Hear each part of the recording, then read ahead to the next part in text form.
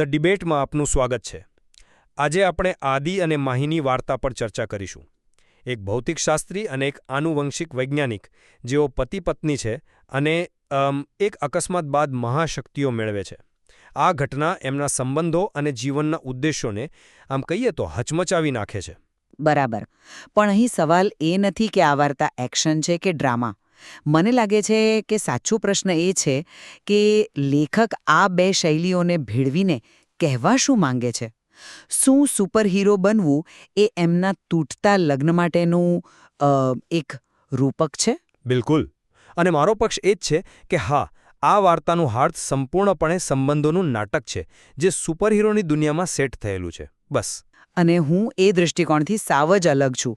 મારા મતે આ એક શુદ્ધ સાયન્સ ફિક્શન થ્રિલર છે જે પાત્રોને વાસ્તવિક બનાવવા માટે પારિવારિક નાટકનો ખૂબ જ ચતુરાઈથી ઉપયોગ કરે છે.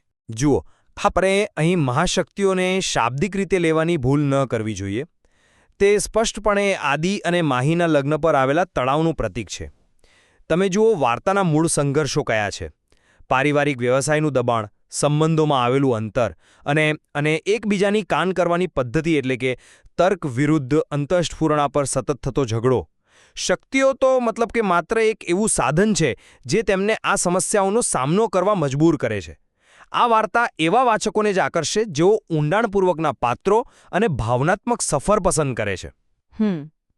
તમે જે મુદ્દાઓ ગણાવ્યા તે પાત્રોને રસપ્રદ બનાવે છે, એ વાત સાચી, પણ એ વાર્તાને આગળ નથી વધારતા.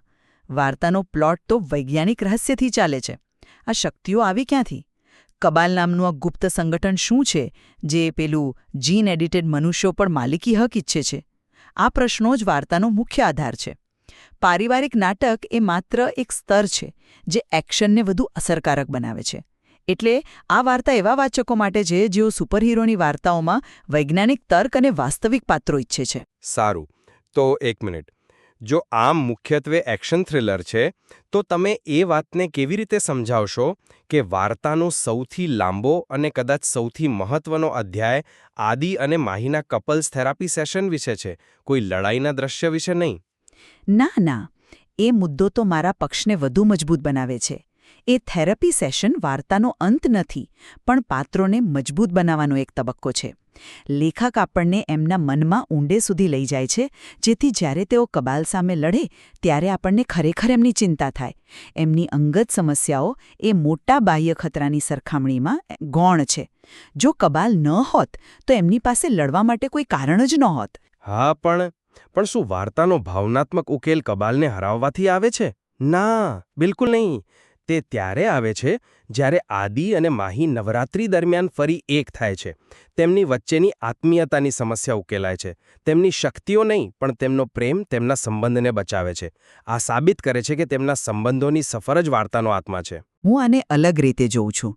તેમનું ફરીથી એક થવું એ વાર્તાનો અંત નથી, પણ એક નવી શરૂઆત છે. વાર્તાનો સાચો અંત તો સ્કાયફાયર ટીમની રચના અને તેમના મિશનની સ્વીકૃતિ છે. તેમના નવા કિન્સુ સૂટનું વર્ણન, જે તેમની અસ્થિર શક્તિઓને નિયંત્રિત કરવા માટે જ રચાયેલ છે, એ સ્પષ્ટ સંકેત આપે છે કે હવે મોટી લડાઈઓ લડાશે. તેમનું વ્યક્તિગત સમાધાન એ આગામી પડકારો માટેની તૈયારી માત્ર છે. આખરે હું હજી પણ માનું છું કે આ વાર્તા એક સુપરહીરો કથાના માળખાનો ઉપયોગ કરીને દબાણ હેઠળના આધુનિક લગ્નજીવનનું અન્વેષણ કરે છે. શક્તિઓ તો માત્ર તેમના આંતરિક સંઘર્ષોનું બાહ્ય પ્રતિબિંબ છે. અને હું એ નિષ્કર્ષ પર છું કે આ વાર્તા વાસ્તવિક માનવ નાટકનો ઉપયોગ કરીને એક સાયન્સ ફિક્શન થ્રિલરને વધુ ઊંડાણ અને વજન આપે છે. તેને માત્ર ધમાકા અને એક્શનથી ઉપર ઉઠાવે છે. સ્પષ્ટ છે કે આ વાર્તા કોઈ એક શૈલીમાં બંધાતી નથી. એ બંને શૈલીઓના તત્વોનો ઉપયોગ કરીને કંઈક તદ્દન નવું બનાવે છે. બિલકુલ. અને કદાચ એ જ તેનો મુખ્ય મુદ્દો છે.